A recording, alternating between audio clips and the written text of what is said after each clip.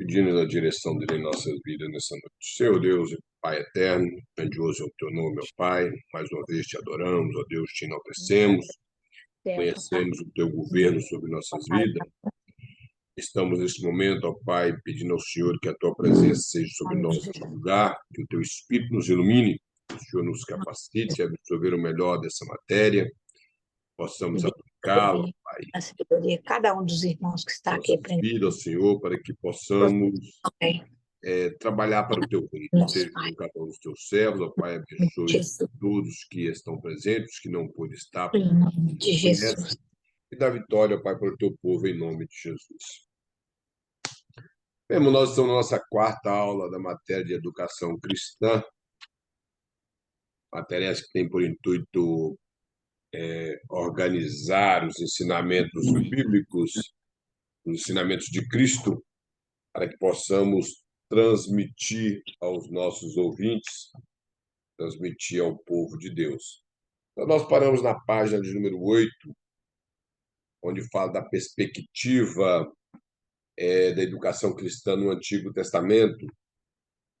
Nós falamos um pouco a respeito dessa parte teológica que retrata a respeito de Deus como o mestre criador e como aquele que conduz toda a história das Escrituras, todo o percurso que a Escritura narra a respeito do Gênesis até Malaquias, é conduzida pela pessoa do nosso Deus. E o pastor ele mostra aqui que a Bíblia não tem essa preocupação de provar a existência de Deus,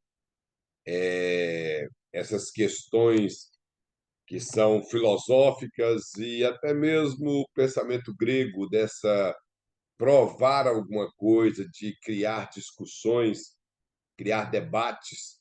A Bíblia não preocupa com isso. O interessante que o pastor mostra é isso, que a Bíblia ela abre e traz que no princípio criou Deus os céus e a terra, mostrando que todas as coisas originou-se nele e que ele é o mantenedor, o sustentador de todas as coisas.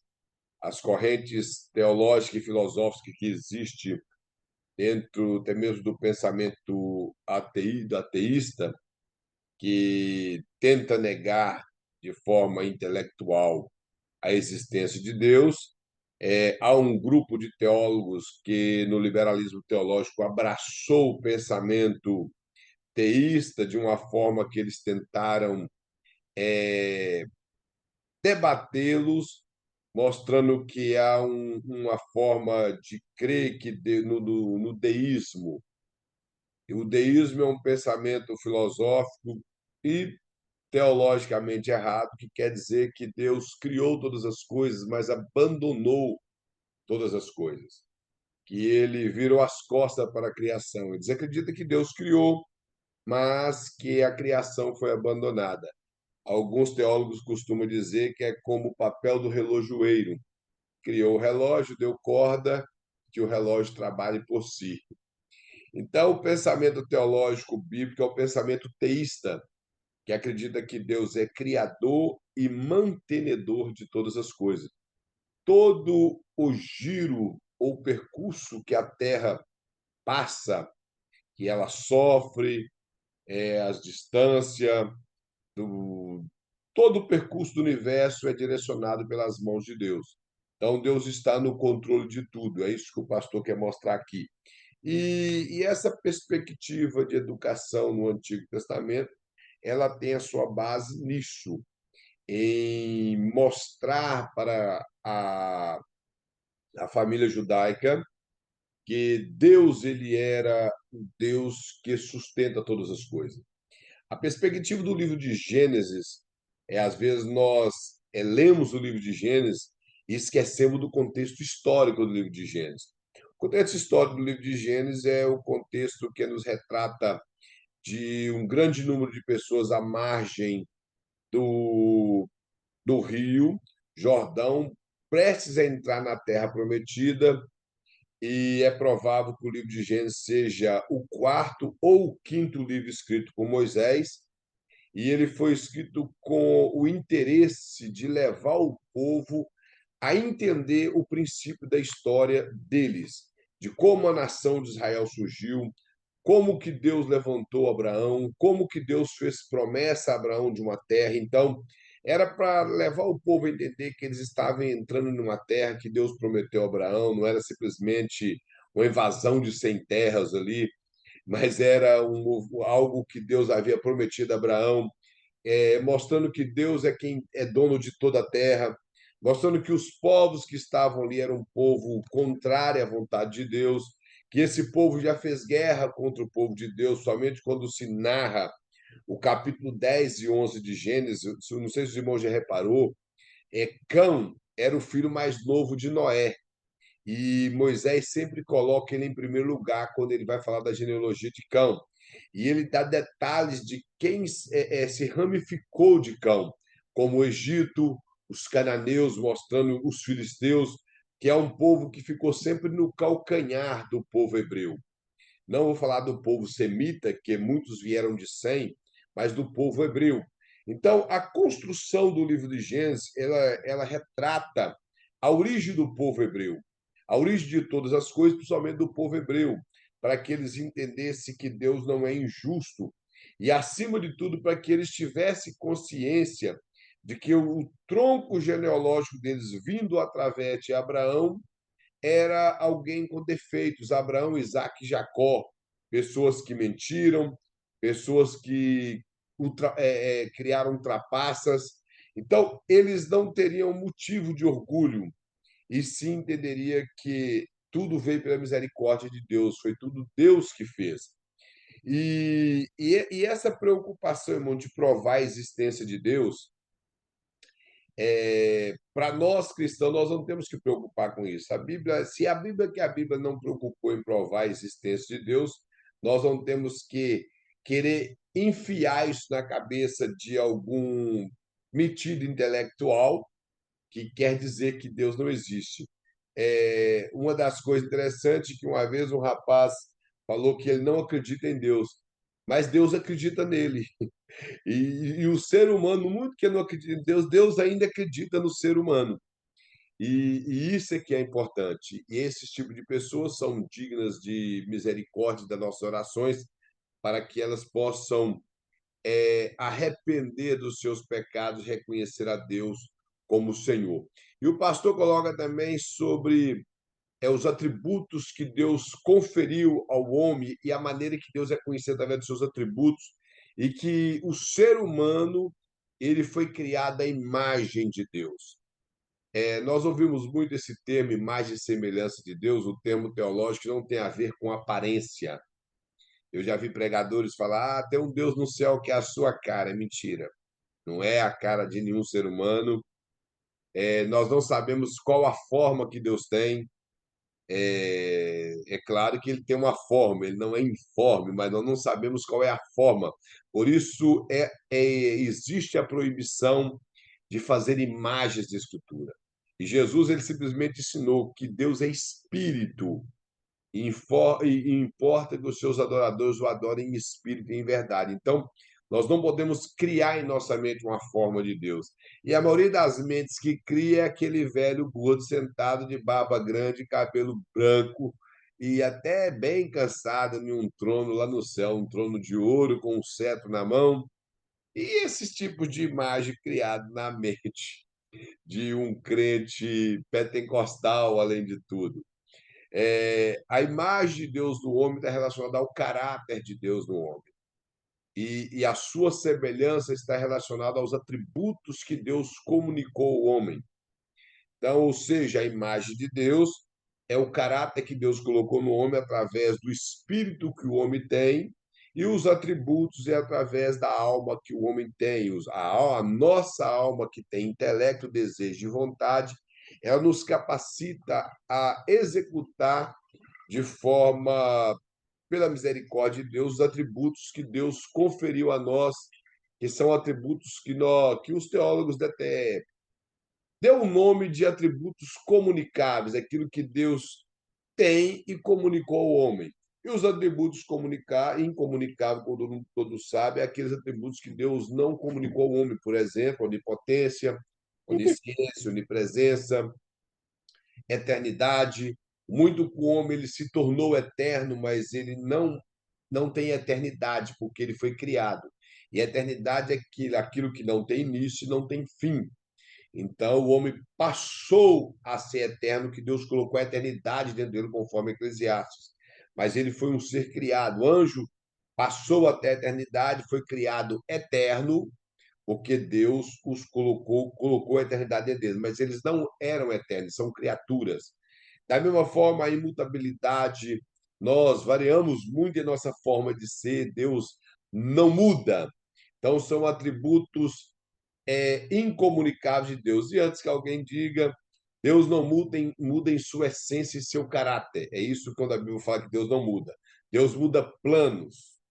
Deus não muda decretos, mas plano ele muda. Por exemplo, ele falou que Davi passaria por 3 dias em uma praga quando ele contou o povo e Deus teve misericórdia e não deixou completar os 3 dias. Deus muda planos, mas o seu caráter é imutável e a sua essência é imutável. E quando ele faz um decreto de acordo com como está lá em Números, que a Bíblia fala que Deus não é um para que imite, nem filho do homem para que se arrependa, está relacionado ao decreto que ele fez, que faria de Israel uma grande nação, e dessa nação nasceria o Messias. Por isso, o profeta Balaão utiliza essas palavras dizendo que Deus não é um para que minta, nem filho do homem para que se arrependa. Ou seja, Deus não arrependeria do decreto que ele fez e nem mentiria em relação ao decreto que ele fez sobre Israel. E lá em Malaquias também fala que porque Deus não muda, Israel não foi destruído. Agora, em relação ao caráter de Deus, ele não muda, mas em relação a plano, ele muda plano. Ele faz um plano e ele pode mudar esse plano de acordo com a sua misericórdia, como aconteceu com vários homens na Bíblia, com Davi e outros. Então, mas a imagem de Deus no homem está relacionado a isso, ao caráter que Deus colocou no homem. O homem foi criado perfeito, ele foi criado de uma forma que nós não temos como explicar como era o primeiro homem no Éden. Possivelmente era o ser mais extraordinário que já existiu. E claro que a imagem de Deus ficou corrompida no homem após ele pecar. Mas se nós observarmos a questão dessa perfeição de Deus no homem, ela não foi perdendo ela assim de uma hora para outra, ela foi perdendo com um espaço de tempo. Inclusive, nós vemos isso pelo tempo que o homem viveu, pela maneira que os homens faziam descobertas extraordinárias no livro de Gênesis. Sabemos que a descendência de Caim, mesmo Caim tendo matado seu irmão, possivelmente ele era alguém com muita sabedoria, ele transmitiu aquele conhecimento para os seus descendentes, que eu fico tentando imaginar como que os descendentes de Caim manipulou os elementos minerais naquela época para poder criar aço, para criar instrumento cortante, criar tenda, coisa que eles nunca viram, eles chegaram à conclusão de criar determinados tipos de barracas com peles de animais, possivelmente, a ponto que deu origem a instrumentos de corda. Então, as casas de acordes que existem nos instrumentos foi dado por Pitágoras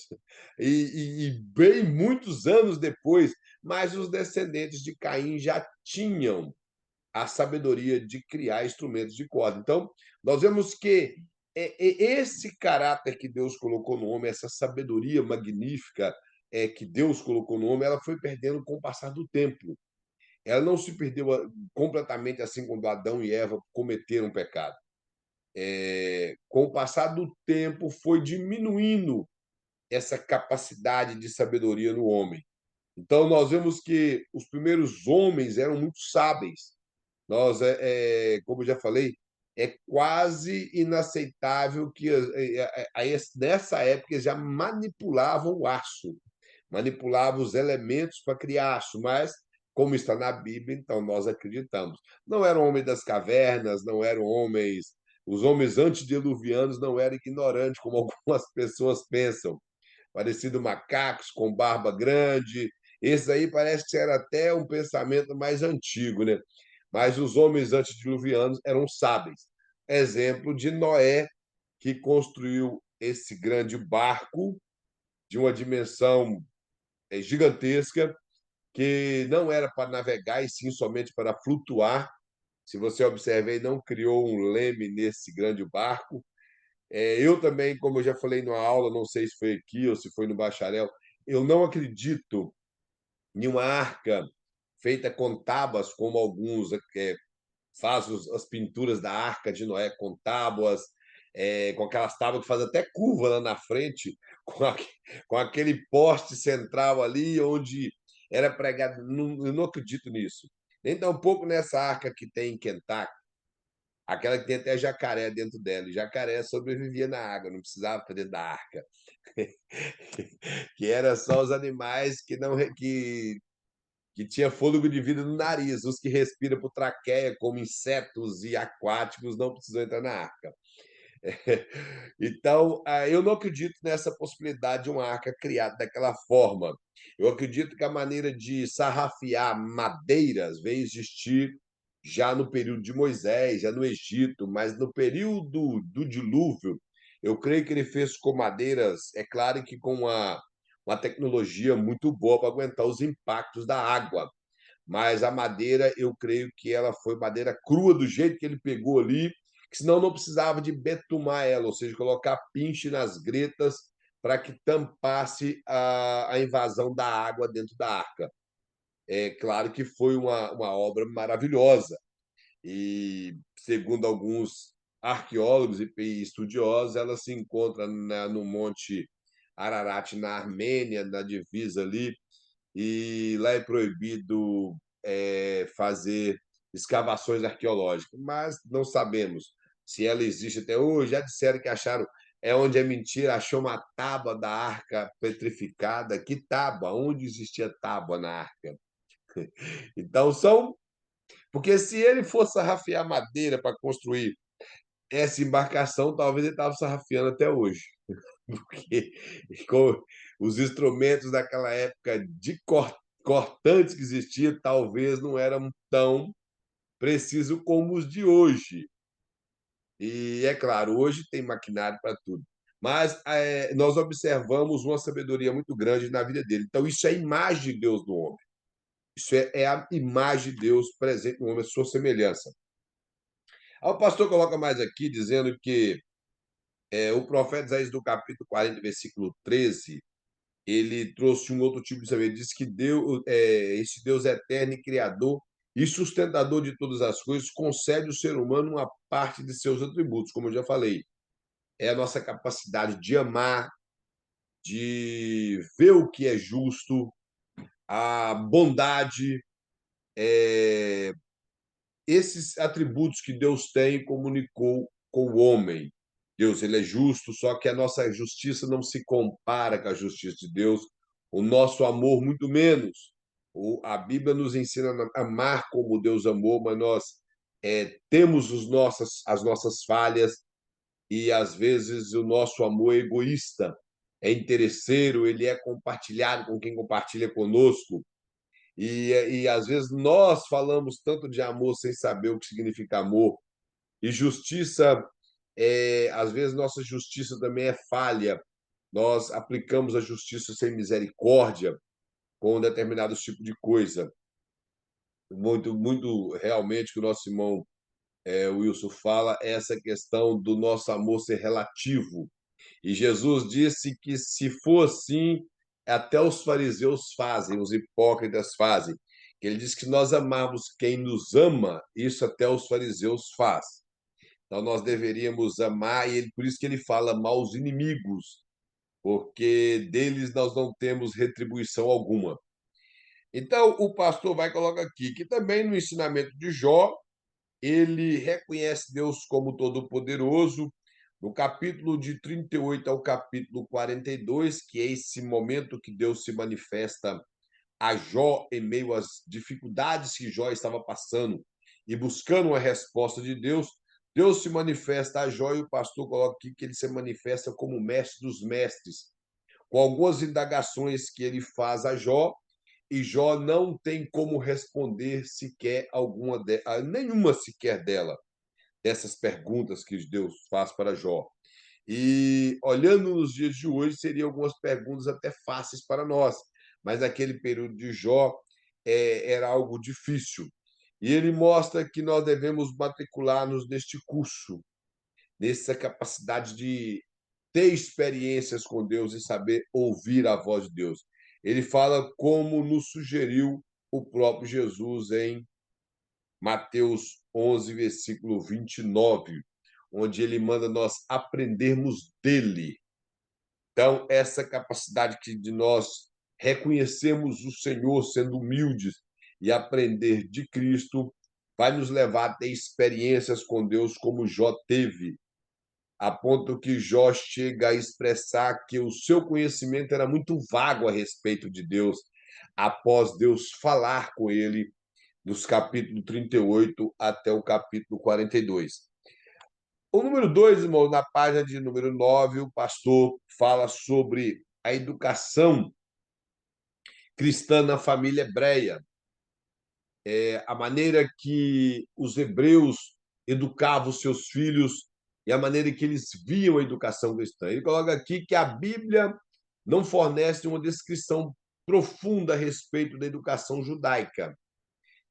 A Bíblia ela não preocupou em ter algum livro que traz algo designado somente a isso. Mas em alguns apanhados dos escritos bíblicos, nós podemos ver como a família judaica educava os seus filhos.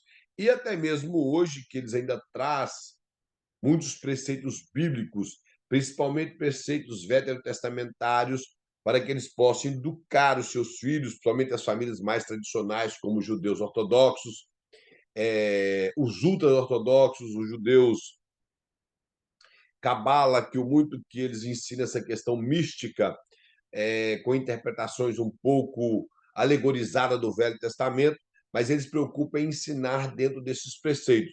Mas a que é mais parecida com a Bíblia são os judeus ortodoxos, esses do chapeuzinho e do cachinho do lado, aqueles que sempre andam de roupa preta, sem gravata, com um talite, que é aquele pano de saco embaixo dos seus ternos pretos. Então, ele mostra mais aqui, ó, que os professores queriam que eles aprendessem a servir a Deus e ter uma vida santa. Mais tarde, os educadores judeus começaram a acrescentar os ensinamentos para aperfeiçoar o caráter de seus alunos num sentido amplo. Desde o Deuteronômio, como nós vemos na Bíblia, houve uma preocupação da família judaica em alfabetizar os seus filhos através dos escritos bíblicos, principalmente porque a lei era um padrão de o que determinava quem vivia e quem morreria. Então, por ser assim, nada melhor do que a lei de Moisés como sendo o principal material para ser utilizado dentro de casa para educar os seus filhos.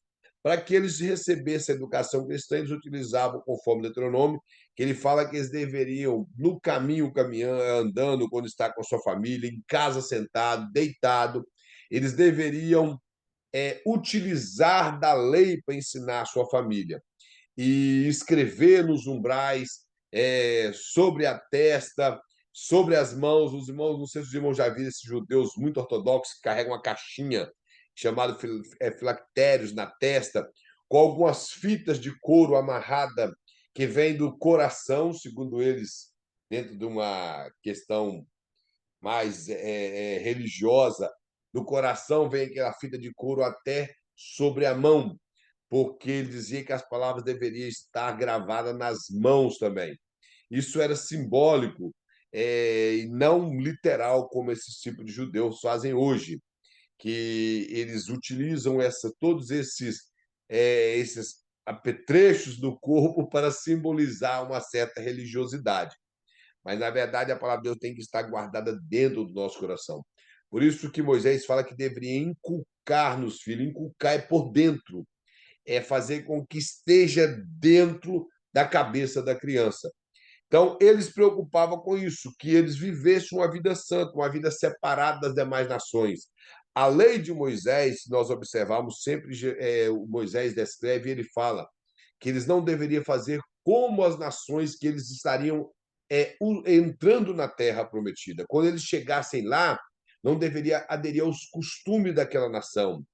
Até tipos de carne que tinha a ver com os tipos de festas que os pagãos faziam, onde iria envolver determinado tipos de bebidas e cultos pagãos através de sexo misturado com bebida, com muita comida e esse tipo de coisa. Por isso que há determinados tipos de comida proibida para os judeus.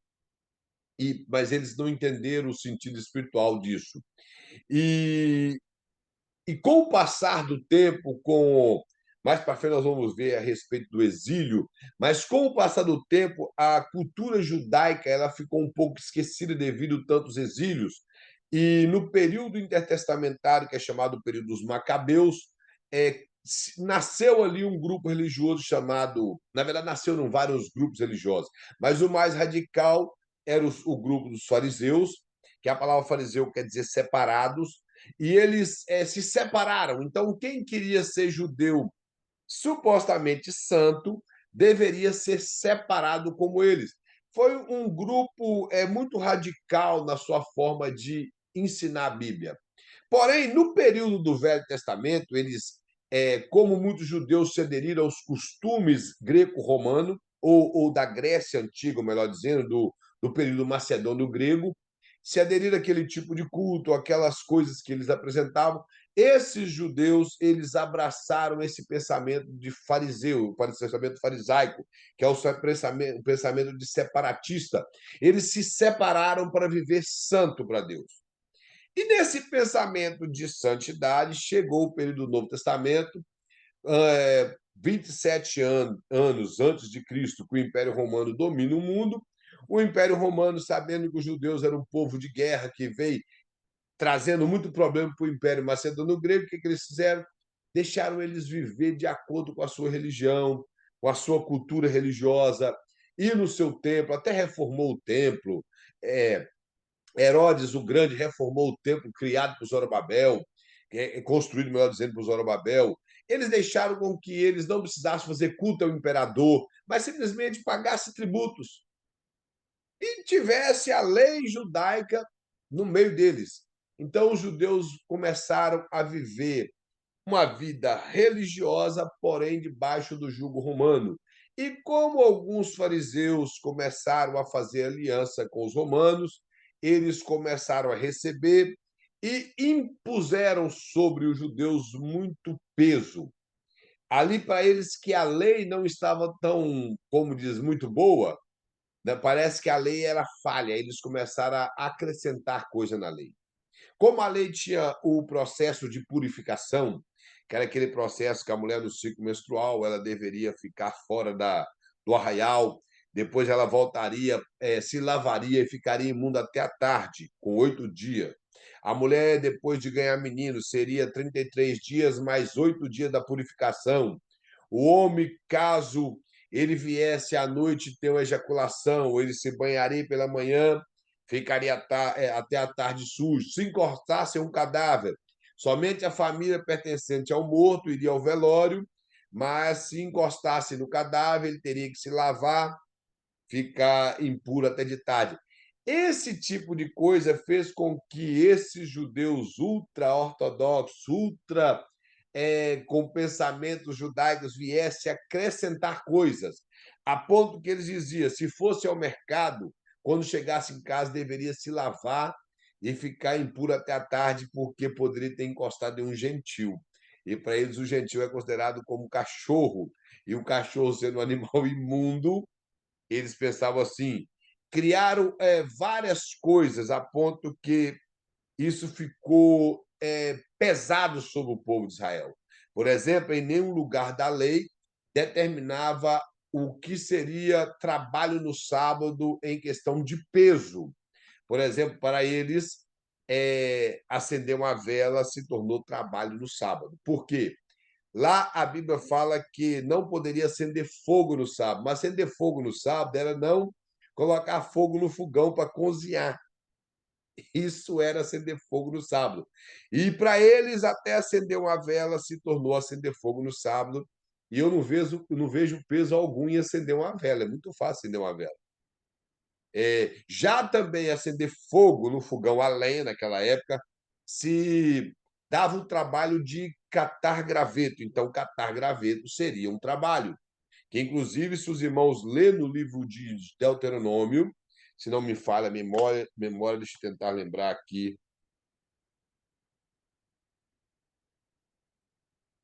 Me parece que é Números 15, de 32 ao 36. Um homem foi encontrado apanhando lenha no sábado e ele foi morto, porque ele estava colhendo madeiras, talvez para acender fogo de tarde, após o pôr do sol, ou no sábado mesmo, que a Bíblia não fala o horário. Então ele foi confinado, consultará a Deus e Deus mandou apedrejar esse homem, porque ele quebrou o mandamento da lei do sábado. Porém, os judeus do período neotestamentário, eles chegaram à conclusão até que catar espiga era quebrar sábado, curar era quebrar sábado, e Jesus não fez esforço nenhum para curar ninguém. E ele simplesmente ordenou e a pessoa foi curada. E para eles isso também era pecado em quebrar a lei do sábado. Mover um banco de lugar para eles era pecado. Porém, quando alguém rico, que fazia parte deles, caía o seu jumento, eles iam lá e desgarrava eles, não preocupava, aí não tinha problema, porque não quebrava o sábado. E para os irmãos veio a hipocrisia. E eu penso o seguinte: essa questão do sábado, só para clarear, como nós falamos na aula passada, o sábado ele foi, além de uma aliança de Deus com o povo de Israel, ele era algo para ser lembrado.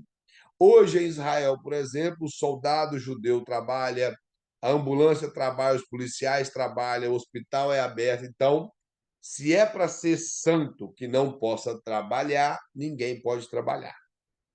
Deus providencia, guarda nos dias de sábado, esse tipo de coisa que nós sabemos que ele faz.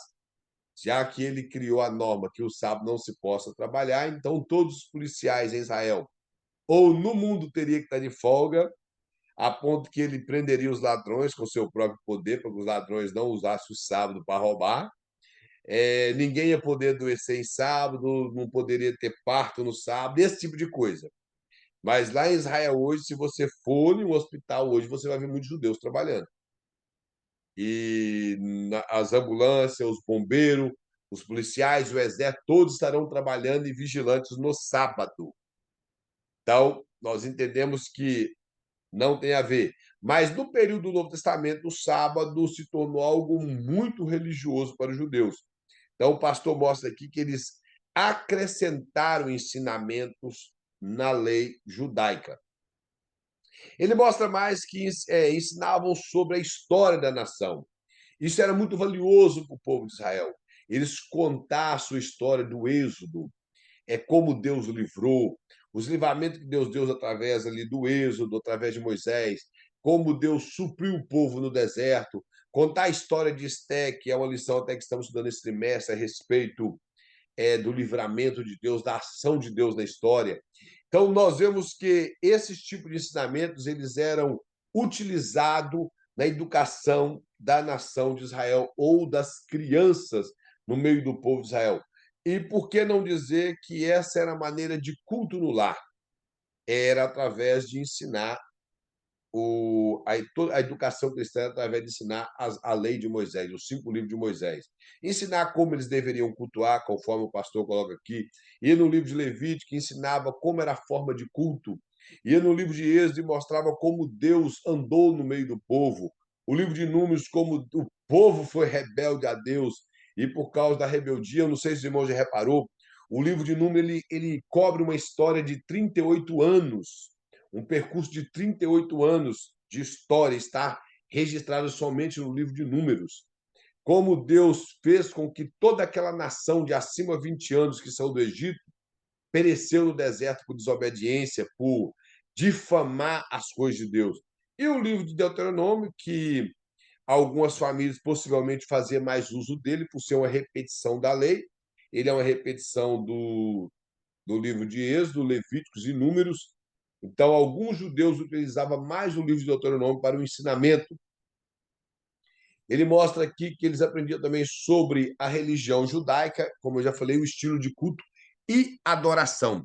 A religião judaica é uma religião monoteísta, como nós também somos, apesar que eles pensam que não, mas somos monoteístas, acreditamos em apenas um Deus. Nós não acreditamos em deuses, acreditamos em um Deus.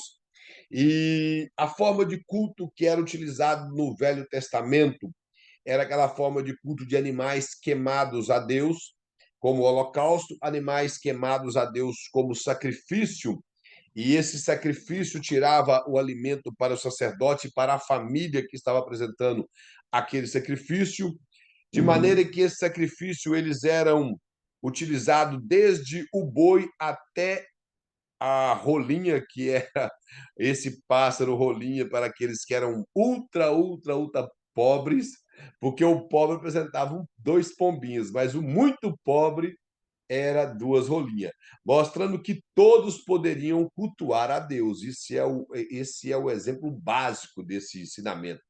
Todos podem, todos têm algo para oferecer para Deus, dentro do seu ser. Então, ninguém vai ficar isento de cultuar a Deus, desde o rico até o mais pobre. E o interessante é que aquele perturbado daquele Leonardo Salles disse que Jesus era rico. E quando o pai de Jesus foi apresentar Jesus no templo, ele levou duas rolinhas, mostrando que eles eram pobre dos pobres.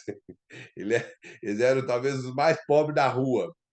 E esses ensinamentos neopentecostais e com teologia da libertação e de prosperidade dá esse tipo de heresia. Quem não conhece Bíblia acaba engolindo. E é só em Lucas que veremos que o presente ou o sacrifício apresentado no momento da purificação do menino após o oitavo dia foi duas pombinhas, duas rolinhas, mostrando que eles eram muito, muito pobres.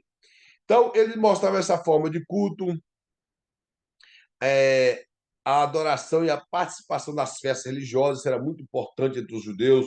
Os judeus eles recebiam esse ensinamento das festas porque elas marcaram a história do povo de Deus, o suprimento, as plantações, como a festa dos tabernáculos ou a festa de Pentecoste, que mostravam o quanto Deus providenciou na vida deles, a festa da Páscoa, que era o livramento, a festa dos pães asmos, que mostrava quando Deus preparou o povo para sair do Egito. Então, eram 7 festas, as principais festas judaicas. E essas festas ela tinha ensinamentos para o povo de Deus. E esses líderes religiosos, eles levavam o povo a aprender através das escrituras. E o pastor mostra aqui também que a educação judaica ela refletia os valores da comunidade. Então, ou seja, uma família que era bem educada dentro dos preceitos judaicos e das doutrinas da lei judaica, eram famílias bem estruturadas espiritualmente. E isso refletia uma sociedade, porque a lei, eu creio que os irmãos sabem disso, ela era dividida em 3 tipos de leis.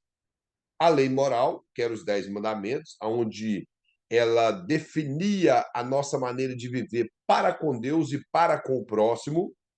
Os mandamentos eles são divididos nessas duas partes. A parte que nos mostra a nossa reverência a Deus e a nossa comunhão com Deus em respeitá-lo e entendê-lo como o único ser supremo que deve ser foco do nosso culto. E também a nossa relação com o próximo. E nós vemos isso já desde o momento que mostra a obediência dos filhos aos pais, que fala de princípio de autoridade, porque um filho desobediente a pai e mãe, ele é um filho que não vai obedecer professor, que não vai obedecer polícia, então ele vai virar pandeiro na mão da polícia, somente se for lá em Minas Gerais, ele apanha, que é uma maravilha, aí ele apanha, apanha mesmo, e não vai obedecer ninguém. Agora, quando ele é educado, obedece os filhos, os pais, ele aprende princípio de autoridade, eles aprendem a obedecer o professor. Ele vê o professor dele como autoridade, ele obedece pastor quando ele está crescendo, obedece o líder da juventude ou dos adolescentes, do pré-adolescente, das crianças. Porque hoje em dia tem professor de criança que ele pede para entregar o cargo, porque os filhos são desobedientes, são rebeldes, são arrogantes desde criança. Por quê? Porque não tem um bom ensinamento em casa. O pai acha bonito o filho responder mal, o filho falar palavras obscenas. Eu não sei como que um pai acha isso bonito. Meu pai não era cristão, hoje ele é cristão. Se eu falasse até xingar, eu tomava tapa na boca, como eu já falei com os irmãos. Ainda mais falar palavra obscena. Como hoje em dia alguns pais acha bonito esse tipo de coisa. Então, dentro dessa sociedade judaica, esses valores eles refletiam. Outra coisa, a lei moral e tinha a lei cerimonial. A lei cerimonial era essa lei de culto, onde eles, como eu já disse, eles partiam animais, queimavam o animal, aquele animal, partes era queimado a Deus, parte era doada ao sacerdote, mostrando um princípio de cuidado com a liderança cristã, e parte era comida em família, mostrando o culto entre famílias adorando a Deus. Então, esse ensinamento ele ficava na mente daquela criança que via aquilo ali. Não era simplesmente uma comelança, um desespero para comer, mas era algo que adorava a Deus. Em meio àquilo, eles queimavam a libação, essa libação era uma espécie de um licor que cheirava bem as narinas de Deus. Era algo que mostrava que Deus estava recebendo aquele culto daquele povo. E tinha as leis civis, que eram os códigos civis que existiam na época, por exemplo, para fazer com que a sociedade vivesse bem. Então, a sociedade tinha que ter leis. As leis, por exemplo, se um boi saísse na rua e machucasse alguém, o dono do boi teria que indenizar aquela pessoa. Se o boi matou, o boi seria morto e o dono do boi indenizaria a família. Se alguém foi na sua casa, subiu no teto da sua casa, ela não tinha um parapeito, ele caiu de lá, você teria que cuidar dele, indenizá-lo. Então, esses eram os códigos civis. Os códigos que determinavam. E outro código civil era a chamada lei de talião. Se alguém quebrava o dente de alguém, o seu dente seria quebrado. Se ele arrancasse uma mão, a sua mão seria arrancada. Se ele matasse alguém, assassinato, ele também seria assassinado. Lembrando que não era a pessoa ofendida que fazia isso, tá? Tem pessoas que pensam que era assim. Por exemplo, ele quebrou meu dente, eu ia lá, dava um soco na boca dele, uma paulada e quebrava o dente dele. Não era isso. Ia para um julgamento. Eles iam para as autoridades da época. E lá, as autoridades, tinha possivelmente lá um rapaz bom para fazer isso, que executaria esse tipo de coisas que é estranha, mas que acontecia na época. E o que matou com o intuito de assassinato, ele também morreria. E lá nós vemos a proteção que também existia, era a lei que se alguém matasse alguém por acidente, ele não seria morto. E alguém que matasse uma pessoa por acidente e a família quisesse vingar, eles colocariam numa chamada cidade de refúgio, não a da Nana Holder, porque lá não tem refúgio, não tem nada, lá tem doideira. Mas a cidade de refúgio, que eram 6 cidades que foram dadas onde na terra dos sacerdotes, elas eram dirigidas pelos sacerdotes e a pessoa ficaria ali até o sacerdote morrer. Quando o sumo sacerdote morreu, melhor dizendo, quando o sumo sacerdote morresse, a pessoa poderia retornar para a sua terra e o vingador do sangue não poderia vingar o sangue dele, era lei. Então, esses códigos civis protegiam o povo, era o que organizavam a nação. E esses padrões civis eram ensinados também no povo. Então, o camarada saía quase um advogado dali. E hoje, esses preceitos, irmão, não são ensinados. Essa questão de caráter, ensinar para o filho que ele deve ser honesto, que ele deve tratar as pessoas com educação, tratar as pessoas bem, respeitar as leis. Isso não é ensinado. Tem pai, igual no Brasil, eu acho uma vergonha eles acharem bonito os filhos serem baderneiros, aqui na América também, baderneiro, e eles batem palma para isso. e batem palma, acham bonito esse tipo de coisa. Eu lembro uma vez, irmão, eu estudava, não tem muito tempo não, que não sou velho, mas eu lembro uma vez que uma esposa de um pastor, é claro que é um pouco assim estranho o que ela fez, mas ela entrou na sala de aula e o menino do pastor, ele era o mais venenado da sala. E olha que eu não era bobisco, eu não fui criado no evangelho. Eu não era um camarada dos bons, não, eu era meio esquentado. Mas esse menino, nós estávamos, acho que na quarta série, e eu já era mais velho, porque eu entrei na escola atrasado, mas esse menino tomou um show de vara, como a Bíblia fala em provérbio, que não deve reter a vara ao filho, e que nem usar a vara também não mata ele, mas ela deu nele uns carinhos lá dentro da sala de aula, porque ela, esposa de pastor, e ele, como diz, filho de pastor, não que filho de pastor é neto de Deus, filho de pastor é filho normal como o meu e o seu. Mas ela foi lá e deu nele o carinho que a Bíblia ensina, deu a correção nele adequada. E depois dessa época que é menino, ele até fez jus do nome dele, que o nome dele era o Eldas Luiz dos Anjos. Ele virou um anjo dentro da sala de aula. Tomou umas varadas arrumadas. E aquela vara não era de goiaba, não, que eu conheço, mas ela era uma vara boa, que ela não quebrou, não. Ela envergava, que era maravilha, mas não quebrava. E então, é claro que ela exagerou um pouco, poderia ter esperado ele chegar em casa e dado uns caras nele em casa. Mas esse tipo de coisa, irmão, as pessoas hoje, como diz, aqui na América, se fizer, até os professores querem entrar no meio da educação que você dá para o seu filho. Então, a maneira que nós temos de ensinar os nossos filhos a viver bem, é através da Bíblia. A Bíblia diz que o filho que honra pai e honra mãe, ele prolonga os seus dias. Ainda fala que é o único mandamento com promessa. Se ele quer viver bem, ele vai prolongar os dias. Dos códigos civis que existia em Israel é que o filho desobediente tinha que ser apedrejado. Imagina um pai levando um filho para tomar pedrada. Então, era o Código Civil que existia em Israel. Então, todo esse tipo de ensinamento era passado para os filhos, era ensinado para os filhos. Eu não conheço filho de judeu aqui hoje, apesar que não são judeus religiosos, mas eles vão lá, fazem o bar mitzvah deles, que é o bar mitzvah, né, que é essa parte que o judeu se ingressa, assume o papel de ingressar na sociedade judaica quando ele faz 13 anos, a guardar a lei, mas a maioria não guarda nada.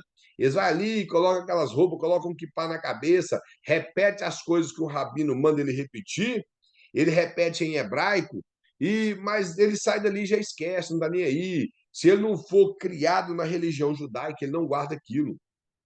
E da mesma maneira somos nós. Se nós não ensinarmos nosso filho, somente proibir o filho de fazer as coisas como sempre foi feito nas igrejas pentecostais, que, por exemplo, o filho de crente não podia ver televisão, mas não sabia por quê, não podia jogar bola, mas não sabia por quê. Se ele já era assim acima de 12 anos, ele não sabia por quê que não podia usar uma bermuda, cortar o cabelo sufista e ia daí por diante. Então, eram coisas que eram proibidas sem ensinamento. E a Bíblia manda ensinar, deve explicar, ensinar a explicar, é abrir a mente da pessoa para que ele entenda por que ele não pode fazer e por que ele pode fazer. E essa era a educação judaica. O outro parágrafo passou assim: os judeus reconheciam que o conhecimento era importante, não tanto por projetá-lo no mundo, mas principalmente porque poderia ajudá-los a conhecer e a amar Deus. Para eles não havia separação entre religião e educação, porque se constituiu num valioso modelo para nós. A melhor forma de educação é focada em Deus e nos ajuda a vir para mais perto de Deus. Então, ou seja, como a literatura que eles utilizavam, a literatura principal era a palavra de Deus, então os filhos guardavam aquilo ali. Porém, eu não sei se os irmãos já observou no percurso do Velho Testamento, principalmente ali no período dos reis, o período dos juízes, isso já ficava muito perdido. A falta de interesse pelas escrituras. E as escrituras já existiam no livro dos juízes. Pelo menos os 5 livros de Moisés e o livro de Josué, já existia no período dos juízes. E a lei de Moisés, que era a principal para eles, eles deveriam guardar. E só quando levantava um juiz que voltava o povo ao conhecimento do que estava escrito na lei, que eles tinham aquela educação e recebiam um avivamento. No período dos reis de Israel, desde Saul até o último rei, que é o rei Jeoaquim, a Bíblia ficava desaparecida no meio do povo. A ponto que no período do rei José, a Bíblia ficou sumida muitos anos. Talvez ela desapareceu no período do rei Ezequias e só apareceu no período do rei Josias. E depois do rei Josias, ela ficou esquecida de novo e o povo ela foi só relembrada no período de Esdras. Então, sempre o povo preocupou em abandonar a palavra do Senhor. O povo esqueceu da palavra de Deus. E hoje não é diferente. As pessoas não têm esse interesse de estudar. Alguns líderes não têm. Tem igreja, como já disse, não tem estudo bíblico, não tem escola bíblica dominical, não tem sala para crianças. Os adolescentes nem vão à escola bíblica. Os jovens não interessam aí, porque às vezes não tem, ou o que tem não satisfaz o interesse deles em conhecer. Eles preferem criar coisas que são paliativas, que são entretenimento para poder distrair os jovens. Ir a cinema, ir a boliche, ir não sei mais aonde. Tem algum problema de forma alguma, irmão? Juntar um grupo de jovens no cinema, ir em um boliche, mas que o principal foco do grupo de jovens que seja estudar a Bíblia. No verão, por exemplo, é melhor reunir em uma casa e estudar a palavra do Senhor, orar e ser batizado com o Espírito Santo, do que caçar um boliche, procurar um cinema. Então, esse tipo de educação cristã tá em falta nas nossas igrejas. Está em falta, porque a Bíblia em muitas igrejas só é pregada nos domingos. E talvez em algum culto no meio de semana, porque isso quando é pregado, que a maioria das igrejas aqui na América tem culto de segunda a segunda, porém só não tem Bíblia. Lá tem um monte de coisa, cantarola em cima de cantarola, falações aleatórias, o cara conta da história da vida dele, da mulher dele, do filho, de não sei mais quem, mas não fala nem no nome de Jesus, e vai contando história, contando história. Um exemplo muito ruim é o exemplo do Valdomiro Santiago. Alguém já ouviu o Valdomiro Santiago, quando ele fala de Jesus, é quando ele está praguejando alguém. Só quando ele está praguejando que ele fala o nome de Jesus. Mas é contar história, história, mais história, mais história. Irmãos, aquela igreja dele com mais de 1.500 pessoas, um povo bom de ensinar a Bíblia, está ali contando mentira. E as histórias dele tudo é mentira também. Porque ninguém nada 7 quilômetros, não. Não tem nadador que nada 7 quilômetros. Nem Jonas. Deus precisou de mandar um peixe para engolir ele. Então, nós temos, irmãos, que levar esse tipo de conhecimento das pessoas, que é o conhecimento da palavra de Deus, através de ensinamentos. Infelizmente, muitas lideranças, de nossas lideranças, elas não aceitam e até às vezes, os irmãos me desculpem a realidade, sente ameaça quando você estuda. Quando você está estudando. Eu passei por isso quando eu comecei a estudar teologia, a primeira faculdade. A primeira coisa que o pastor mandou fazer foi me tirar das escalas de pregação e de ensinamento bíblico da igreja. Eu já pregava antes de fazer teologia e já dava estudo bíblico. E a necessidade do meu chamado me deu condições e abriu a minha visão para ir para a faculdade teológica. E para entrar nessa faculdade, eu precisava de uma carta do ministério assinada pelo meu pastor local, me autorizando a estudar. Ele não tinha como proibir, que eu era de maior e dono do meu nariz e estava pagando com o meu dinheiro. Mas ele assinou, mas a primeira coisa que ele fez foi mandar o presbítero de gente da igreja me tirar das escalas. E a pergunta dele foi essa: ou você fica na escala, se você quiser ficar na escala, você tem que sair do curso teológico. Eu falei, risca meu nome da escala, não tem problema. Prefiro o curso teológico. Fui arrancado da escala por meses. Depois me voltaram por necessidade. O Senhor me deu muita força para não deixar o orgulho falar mais alto. Eu voltei para a escala sem problema, porque às vezes a gente fica machucado e fica orgulhoso. Eu vou dizer para os irmãos que eu amei servir ao Senhor na faculdade, mas não fiquei alegre em perder as oportunidades na igreja porque a gente acaba se sentindo ofendido, porque não estava fazendo nada que não fosse para o benefício do reino. Mas o Senhor me deu graça, me deu força, eu superei aquilo. Quando eles me convidaram para a escala, eu voltei para a escala, fiz o meu trabalho da mesma forma que eu fazia antes, sem problema, continuei trabalhando para Cristo. Mas uma coisa sentiu ameaça e criou um problema. E conheço outras pessoas, irmão, que já tiveram o mesmo problema nas suas igrejas, quando eles se destacam e, principalmente, preocupam em fazer um curso teológico. O nosso irmão Wilson falou uma coisa há umas aulas atrás, que é a realidade. Nós passamos a ser mais seletivos, a não estar engolindo qualquer tipo de coisa que se reproduz no púlpito da igreja. Então, não que nós queremos ser melhor ou queremos criar determinado tipo de polêmica, mas tem coisas que são muito grosseiras que saem do púlpito da igreja. Um dia desse eu ouvi um rapaz pregar e ele começou a falar dos mártires e falou igual Jesus Cristo. E eu pensei, meu Senhor, ajuda ele. Jesus não foi mártir, Jesus morreu como salvador e não como mártir. Mártir é para marcar a história, Jesus veio mudar a história. Quem morreu como mártir foi Pedro, Mateus, Paulo. Jesus morreu como salvador e não como mártir. Mas, é claro, não é um erro grosseiro, mas se torna algo ruim.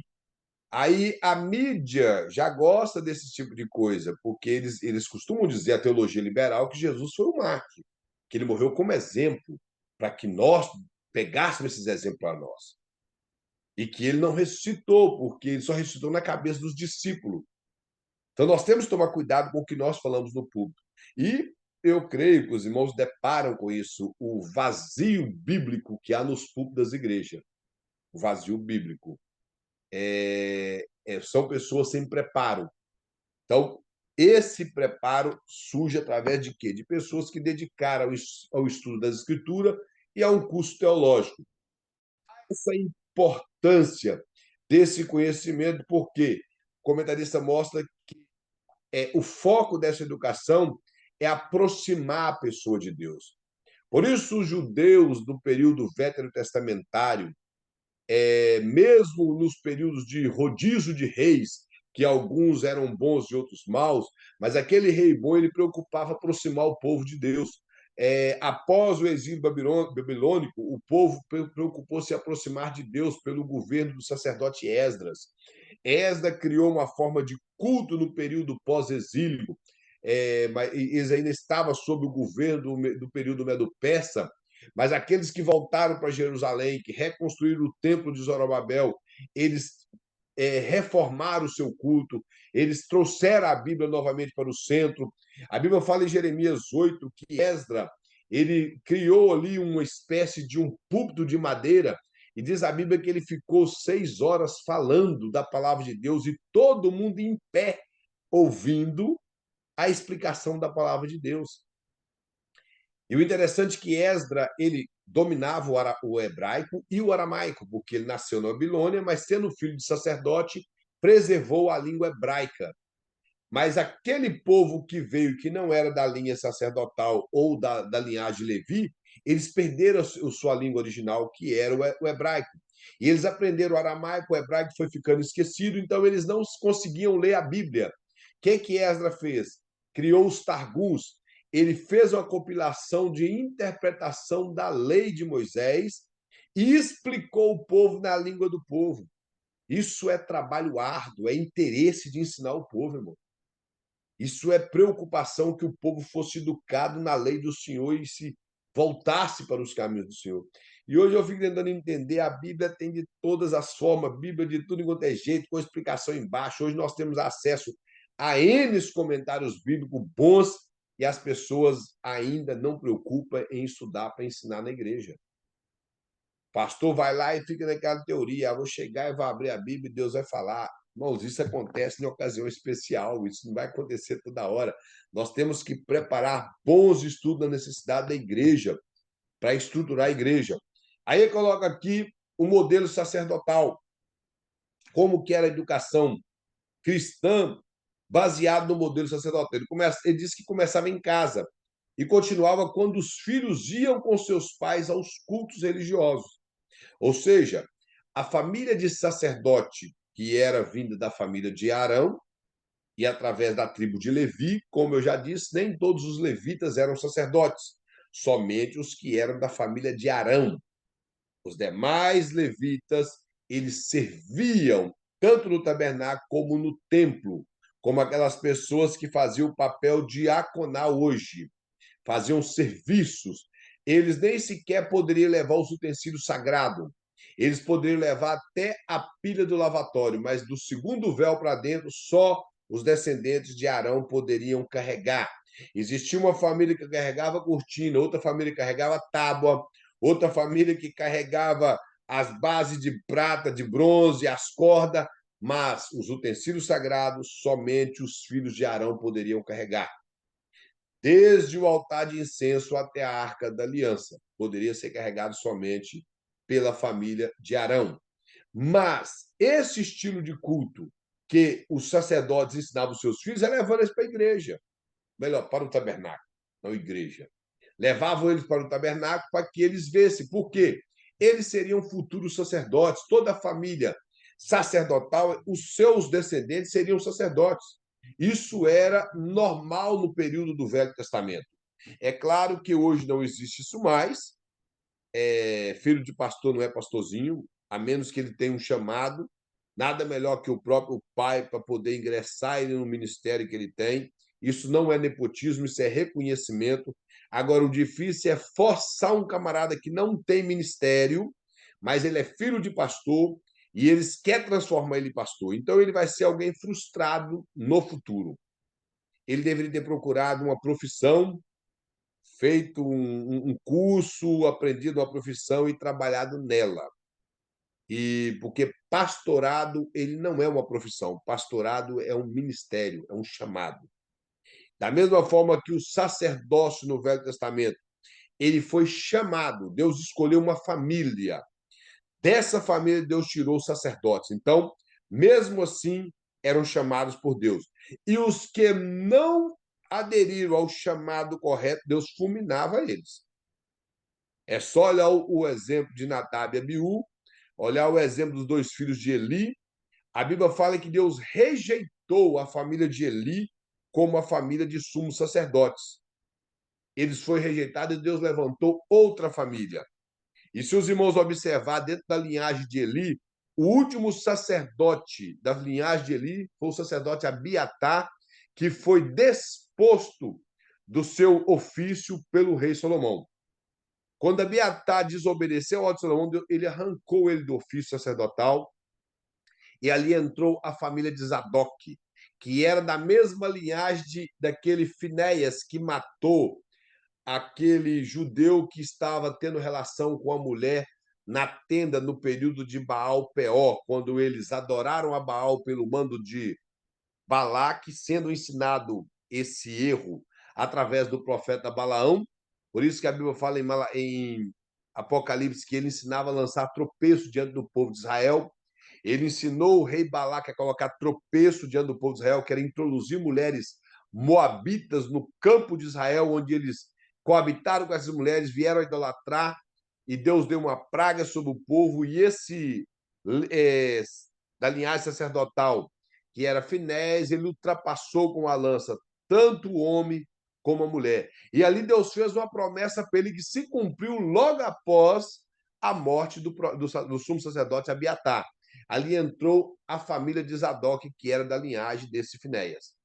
Então, a Bíblia ela tem uma sincronia extraordinária. Às vezes nós lemos os negócios de qualquer jeito, mas quando nós passamos a observar esses pequenos detalhes, nós vamos ver como Deus trabalhou. E, ou seja, a família desse homem permaneceu fiel. Irmãos, foi muitas gerações de Finéias até Salomão. Só da saída do Egito até Salomão deu 900 anos. Então, foi um período muito largo e Deus não esquece o que ele promete. Isso é o lindo de Deus. E nessa família sacerdotal, ao levar o filho ao culto, que não era apenas para assistir culto, era para cultuar, porque hoje em dia o povo fala, eu vou assistir culto. Não. Nós vamos cultuar a Deus. É nós que fazemos o culto a Deus, é o nosso serviço a Deus. Aí coloca, no princípio o povo adorava no tabernáculo, depois no templo de Jerusalém e mais tarde em sinagogas locais. Mas em todos esses lugares, crianças podiam aprender sobre os rituais, como ofertas e sacrifícios, e do ensinamento ministrado pelos sacerdotes, levitas e rabinos. Essa questão do Velho Testamento, os ensinamentos eram dados por sacerdotes. Sacerdotes eram conselheiros e ensinadores. Os levitas, o pastor coloca aqui, nós não temos assim muitos versículos bíblicos que mostram que os levitas ensinavam, porque o trabalho deles era o cuidado da estrutura do templo, como limpar sangue, colher bucho de animal, levar para fora do arraial, tirar excremento, levar para lá. Esse era o trabalho do levita. Então, o levita não é o cantor de hoje, como o povo fala, o irmão estou chamado para levita. Então, ele tem chamado para servir na igreja, limpar banheiro, colocar água no filtro, trocar água na geladeira e limpar a igreja. Então, esse é o levita. Não o que canta. O que canta é o cantor que Deus escolheu para adorar o nome dele com a voz bonita que ele tem. E, além desse louvor, tem que ser um louvor que é feito de adoração, que é algo que surge do nosso espírito. Porque o louvor pode surgir da alma, mas a adoração surge do espírito. Então, o levita é o que cuida da estrutura do templo. Mas a questão do rabino já é uma coisa mais do Novo Testamento, onde surgem os rabinos, porque são os copistas da lei, os escribas, que começaram a fazer tanta cópia da lei que eles começaram a memorizar a lei. E, ao memorizar, eles começaram a interpretar a lei. Então, eles se intitularam rabinos, criaram as suas escolas de rabino, as suas escolas de ensinamentos. Nós não sabemos, Jesus, possivelmente, pelo que eles próprios falam no Evangelho, ele não frequentou escola alguma de rabino. O que ele aprendeu foi com os seus pais e, claro, com o passar do tempo, o próprio Senhor e ele, eu acredito que Jesus se debruçava nos rolos do Velho Testamento e aprendeu como ser humano normal, como nós aprendemos, mas claro que ele tinha a iluminação magnífica de ser o próprio Deus encarnado. Então, o pastor mostra que a adoração que era feita no tabernáculo, o tabernáculo não era um local de culto, as pessoas ficavam no chamado pátio do tabernáculo. O pátio era aquela parte que ficava o altar do holocausto e a mesa do melhor, a bacia do lavatório. Esse era o chamado pátio. O povo de Israel ficava fora desse pátio, que esse pátio era separado com estacas e pano grosso, e os panos eram altos. Então, quem estava lá fora não tinha como ver aqui dentro. Quando a pessoa entrava com sacrifício, ele só poderia ir até a pia do lavatório. E para se lavar após ele apresentar o seu sacrifício a Deus, junto com o sacerdote e os levitas. Mas dentro do santo lugar, somente o sacerdote e o sumo sacerdote poderiam entrar.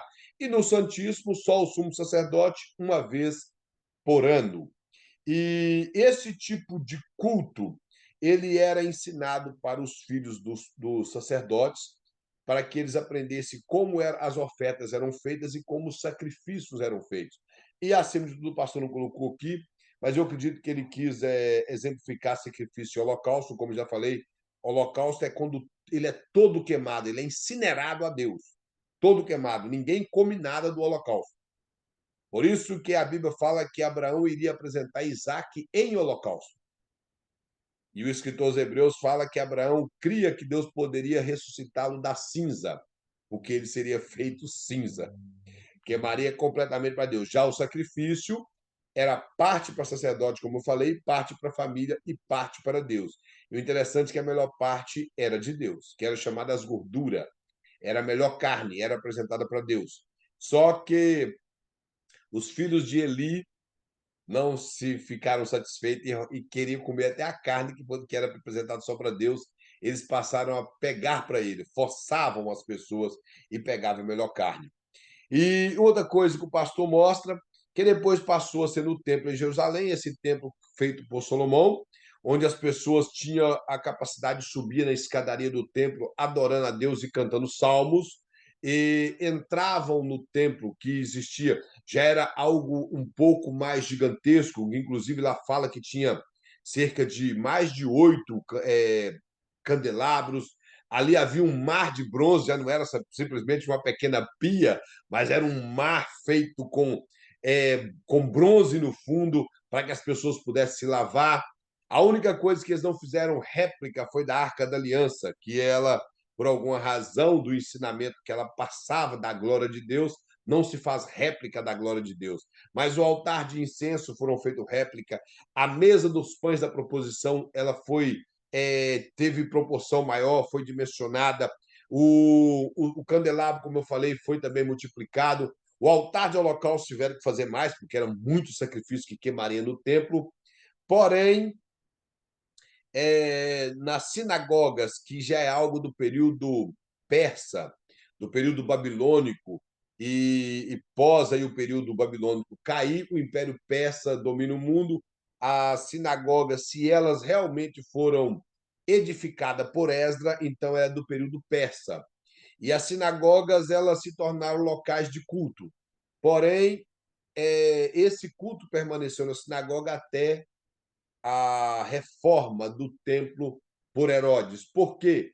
O templo ele foi profanado por Antíoco Epifânio entre os séculos terceiro e segundo antes de Cristo, quando o Império da Seleucia dominou o mundo após dividir o Império de Alexandre o Grande. Surgiu um certo homem chamado Antíoco Epifânio, que está descrito no capítulo 8 de Daniel, está descrito no capítulo 11 de Daniel.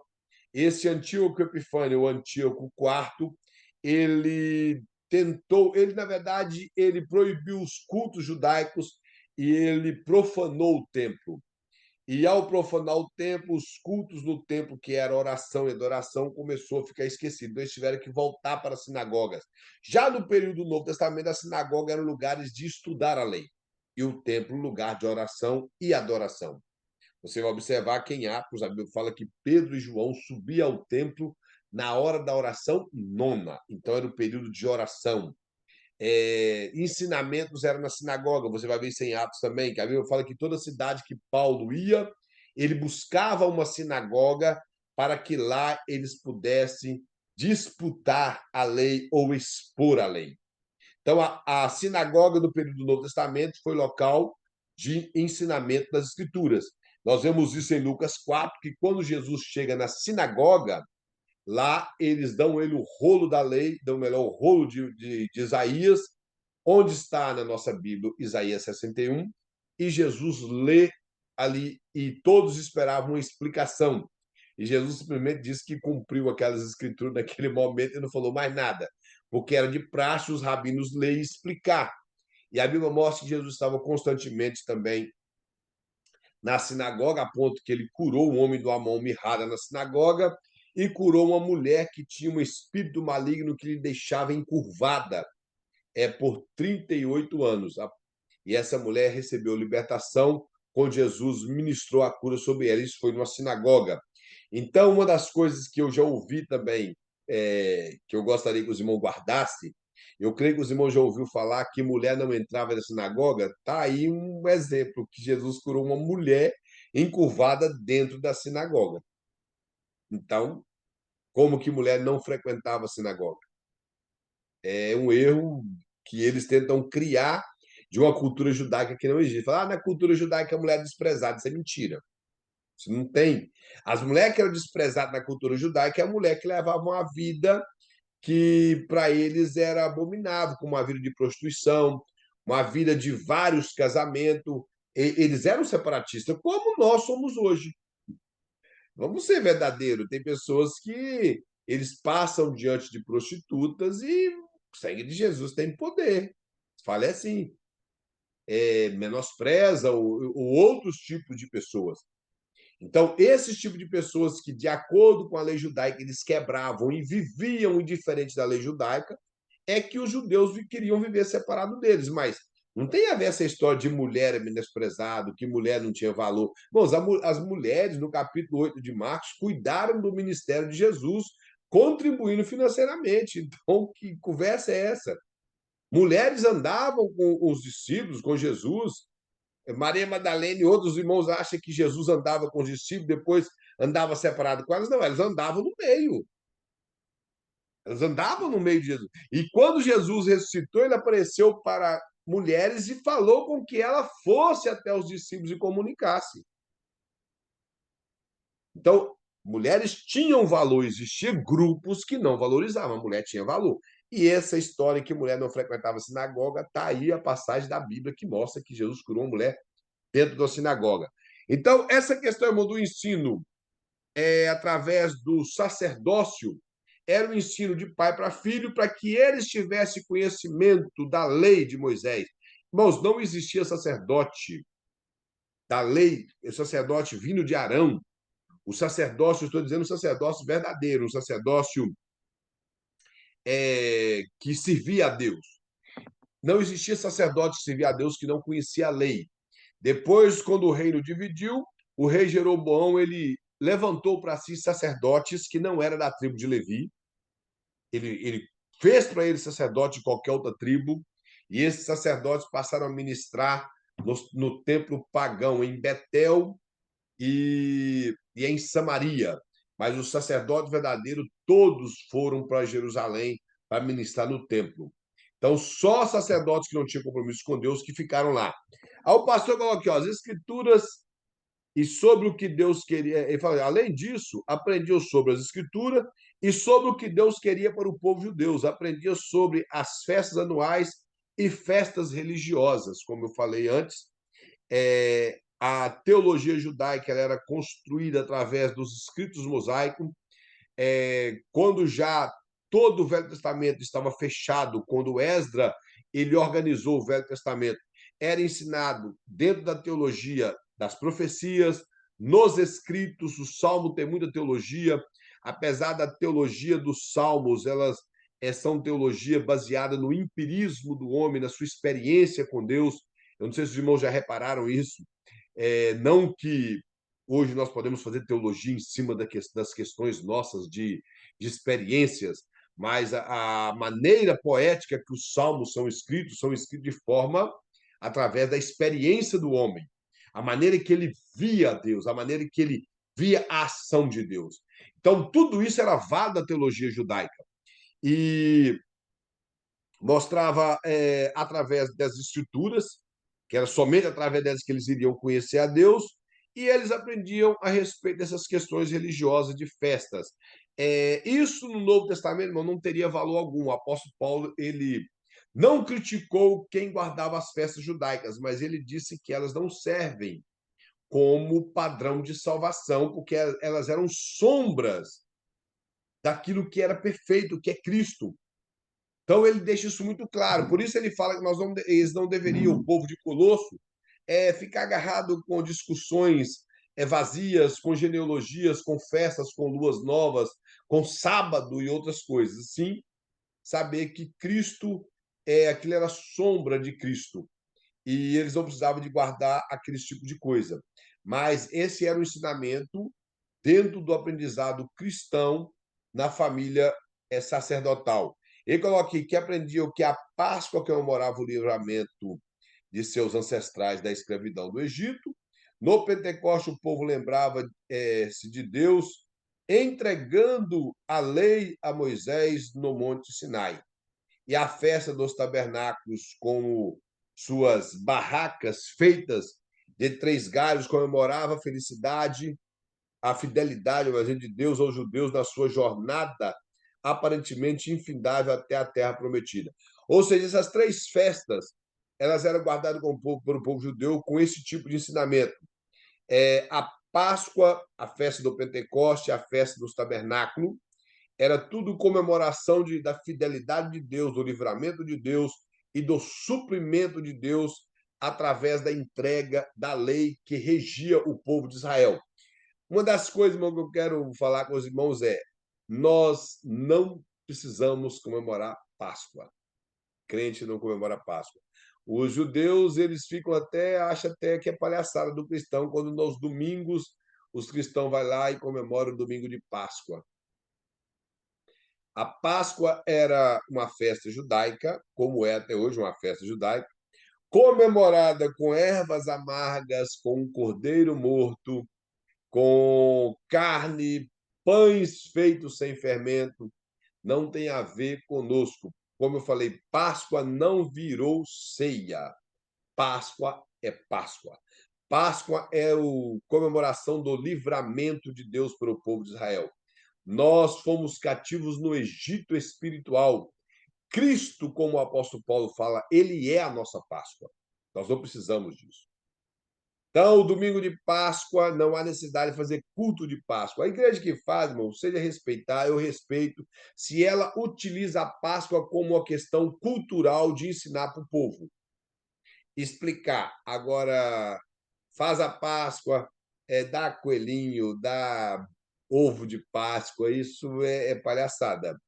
A Páscoa ela é uma festa judaica que não tem a ver com o cristianismo. Os primeiros cristãos eles ainda faziam festa de Páscoa que era cultural, mas isso não tem a ver conosco, não tem a ver com judaísmo, nós não temos a ver com o judaísmo, nós temos a ver com o cristianismo. Como eu já disse, eu não tenho nada contra quem comemora a Páscoa e traz um ensinamento, mas eu estou sendo sincero, irmão, as igrejas de hoje não faz Páscoa no pensamento judaico, faz Páscoa no pensamento pagão. É no pensamento pagão. É com troca de presentes, como eu já falei, com o ovo da Páscoa. Eu estou falando que eu já vi igreja que vai lá e dá ovo da Páscoa para um monte de gente, para o pastor, e aqui é um monte de coisa, e fazem teatro, mas nada a ver com a Páscoa, e umas coisas que não tem a ver. Então, Páscoa é festa judaica que comemora a libertação do povo de Israel do Egito, mostrando que Deus tirou eles de lá com mão forte. Tabernáculo, ou melhor, festa do Pentecoste. O povo de hoje, que é o povo pentecostal, sequer tem a Bíblia dentro deles, já que era entrega da lei, por que não tem a Bíblia lá no meio do povo pentecostal, gente? Por que não tem? Porque eles não querem saber de Bíblia, que a Bíblia ensina que o pentecostalismo tem que vir da palavra de Deus, o avivamento vem da Bíblia. E quem não tem Bíblia não tem um real avivamento. E avivamento não tem a ver com formas externas, e sim com forma interna. Tem a ver com o que é exterior, com mudança dentro de nós. Aí o exterior reflete o que nós somos no interior. As pessoas verão um avivamento em nossas vidas quando nós tivermos luz de Deus dentro de nós, luz da palavra do Senhor. Aí o pastor coloca mais aqui no quarto ponto, professor e mestre. Ele fala, em Israel os professores eram líderes religiosos, sacerdotes, profetas ou escribas. Fato que refletia tanto na consideração de que gozavam como focava que o aprendizagem era primeiramente religioso. A nação de Israel, irmãos, eles não faziam distinção entre o reino, porque o reino teria que ser um reino centrado na Bíblia.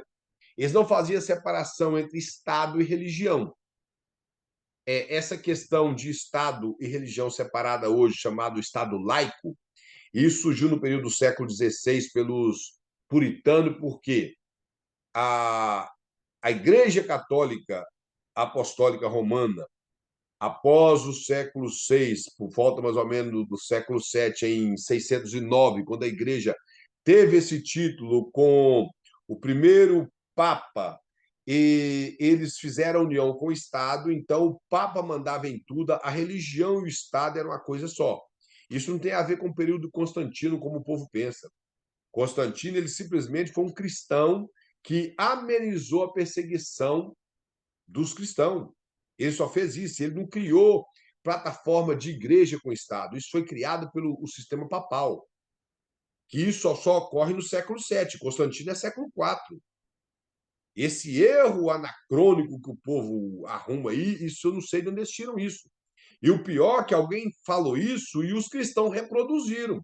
Mas quando você estuda história do cristianismo, não tem nada a ver uma coisa com a outra. Nada a ver.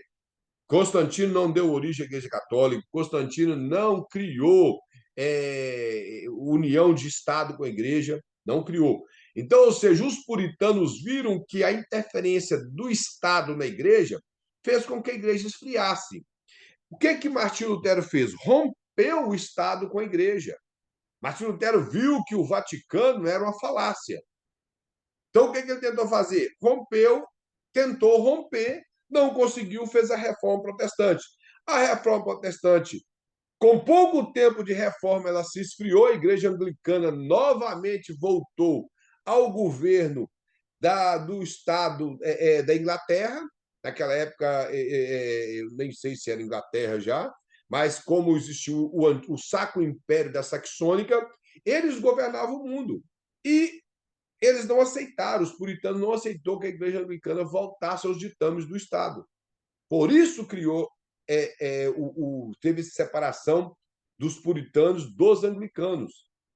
Então, os puritanos, mesmo que eles iam na igreja anglicana, eles não se aderiam ao costume. Por isso que eles meditavam, eles se preocuparam em aplicar a Bíblia, ensinar a Bíblia para os seus filhos,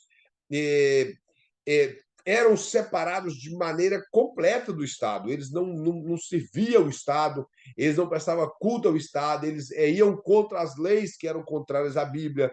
Já a igreja anglicana abraçava tudo.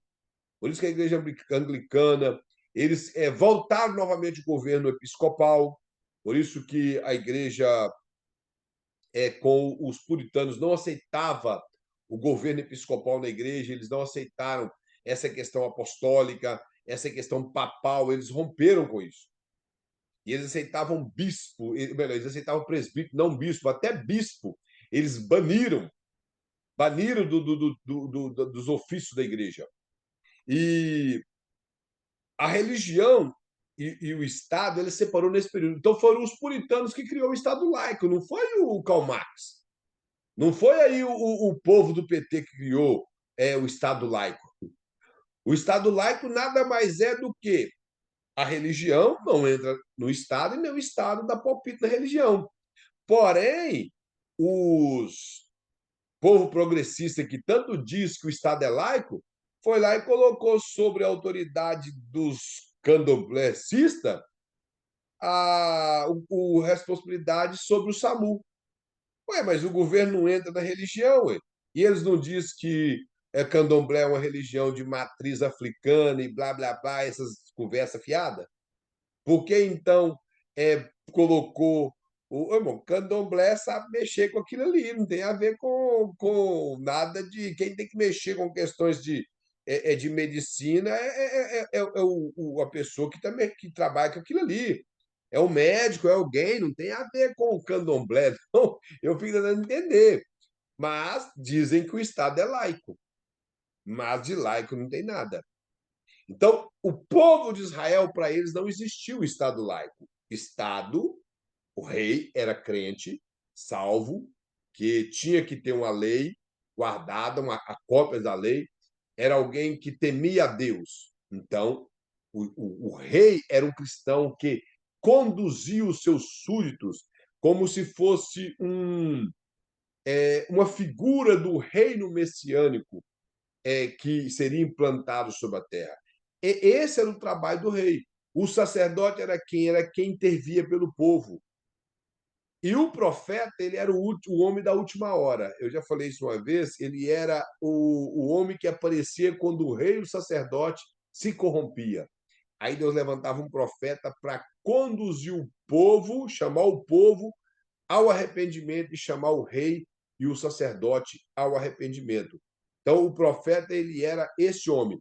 Porém, o profeta, ele chamava através do ensinamento da Bíblia. As pessoas confundem muito pensar que profeta é somente aquele que, assim diz o Senhor. Quando o rei Josias achou uma cópia da lei, ele não, na verdade, o escrivão, ele era diante do rei, o que ele disse? Consulta a profetisa Uda para nós. Quando eles foram consultar, eles não chegou lá e falaram assim: o que é que Deus mandou falar para nós? Eles chegaram e leram o que estava na lei para ela, e ela explicou o que estava na lei. Então, qual que é o trabalho de um profeta? Explicar a lei. Por isso que o pastor coloca, também estava na incumbência do profeta ensinar a Bíblia. E o povo acha que profeta é quem chega e diz assim, diz o Senhor. Profeta é quem interpreta a Bíblia, quem aconselha o povo de acordo com a vontade de Deus. Está lá em Atos 10, versículo, acho que 38, 32 ou 38, um desses dois versículos. Profeta é o quem aconselha pessoas e explica a Bíblia. Não tem a ver com ver futuro, com ler CPF, com ficar vendo essas coisas aí, profetizando que os outros vão engravidar, ou que perdeu o menino, é, que Deus vai fazer. Profeta não tem a ver com isso. Deus pode usar sim, mas profeta tem a ver com quem interpreta a Bíblia. Vamos para nós terminarmos na página de número 10, aqui no último parágrafo, diz assim, ó, no século IV a.C., os profetas passaram sua função de instrutores para os escribas, conhecidos como doutores da lei. Como eu já disse, fizeram tantas cópias que se intitularam doutores da lei. Advogados e rabinos. Toda a educação superior estava em suas mãos, que desenvolveram um complexo sistema de educação conhecido como a tradição dos anciãos. É como eu falei, foram os acréscimos colocados na lei, que boa parte até contradizia a lei. Aquilo que eles hoje chama da lei oral, a Torá, ou melhor, a Torá, o Talmud, que é chamada a lei oral, que é composta de Guemará e da Midrash, que são explicações da lei baseada nos Targums de Esdras, que ele foi o primeiro a dar uma interpretação. É como se fosse um comentário da lei que ele fez em aramaico, para que o povo pudesse ter acesso, por não dominar o hebraico. Então, esse povo da época de Jesus, a tradição dos anciãos, melhor dizendo, ela veio baseada numa suposta lei oral que não existe. Essa lei oral ela foi descrita em papéis por volta do século II, porque alguns judeus, devido às perseguições, somente a sua maior diáspora, que foi no ano 70 depois de Cristo, eles viram que Jerusalém estava sempre dominada por outros povos e chegaram ao pensamento de que deveria colocar a lei oral que foi proibida de ser escrita no papel. Porém, a lei oral, que é o Talmud, já sofreu vários acréscimos. Hoje me parece que ele compõe 17 volumes. E ele começou com poucos ensinamentos de Esdras. E hoje ele compõe 17 volumes. Cada vez aparece um rabino mais importante e acrescenta alguma explicação ali. Eles têm dois rabinos muito conhecidos dentro do Talmud, que é o tal do Rashi, esse é muito conhecido, e um outro que me dá esqueci alguma coisa Monde, Moisés alguma coisa Monde. Eles são os dois mais conhecidos e essa tradição dos anciãos acabou virando o Talmud de hoje. Mas a tradição dos anciãos ela era mais ensinada do que a lei no período já de Jesus. Por quê? A religião ficou corrompida. A religião tomou rumo contrário. Então, todas as vezes que nós colocamos algo no lugar da Bíblia, a religião esfria. Ela perde o sentido original dela. Então, se a Bíblia ela for tirada dos púlpitos, a igreja vai perder o seu papel original. Ela vai ser nada mais, nada menos que um monte de pessoas ali reunidas com sentidos aleatórios e sentidos vazios. Ninguém vai sair dali com mudança de vida.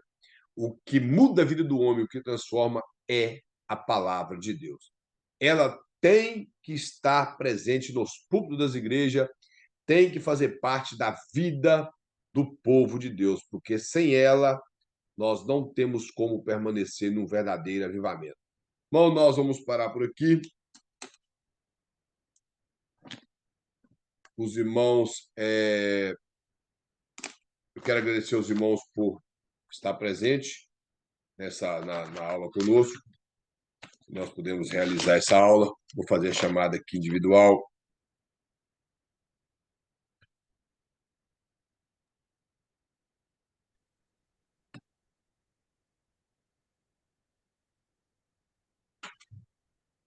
Então, eu não lembro se o pastor marcou, eu tenho que checar aí na mensagem se ele marcou a data da prova Aí me parece que a prova vai ser a nossa última aula. Então, nós temos mais 2 aulas para concluir essa matéria. As respostas foram postadas, o pastor deu aos irmãos também um slide. Gostaria que os irmãos vissem esse slide. Esse slide ele é um resumo de quase toda a apostila, bem resumido mesmo, que ficaria fácil para os irmãos estudar também, que o pastor costuma colocar algumas coisas que caem nos slides e nas provas também. Então, seria bom os irmãos observar o slide, rever todas as perguntas. Muito que o pastor, a prova dele não cai muitas perguntas, mas seria bom os irmãos estar no percurso da semana revendo essas perguntas, estudando devagar até a nossa prova. Bem, que Deus em Cristo abençoe a todos. Nós estaremos orando a Deus, agradecendo ao Senhor. E gostaria de pedir a nossa irmã Meire, se ela puder abrir o áudio e fazer essa oração, agradecendo a Deus por nós.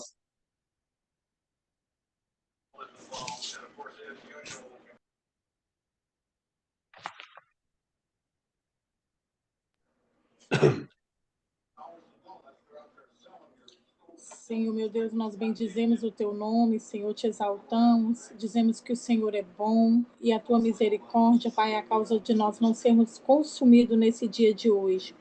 Nós te louvamos, Senhor, porque tivemos hoje um dia corrido, de trabalho, mas o Senhor nos levou em paz e nos trouxe em paz. Senhor, obrigada por essa aula, obrigada pelo pastor Kleber. Senhor, continua, Senhor Deus, dando força, continua dando sabedoria ao teu filho. Senhor, continua dando ele graça perante o Senhor, Pai. Ó Deus, abençoa cada um dos alunos que está aqui nessa noite, o pastor Prestes também, Senhor Ali. Pai, que o Senhor continua conosco. Ó Pai, nós agradecemos ao Senhor por tudo que o Senhor tem feito. Em o nome de Jesus. Amém. Meu irmão, que Deus abençoe a todos, todos tenham uma excelente noite. Paz do Senhor para todos. A paz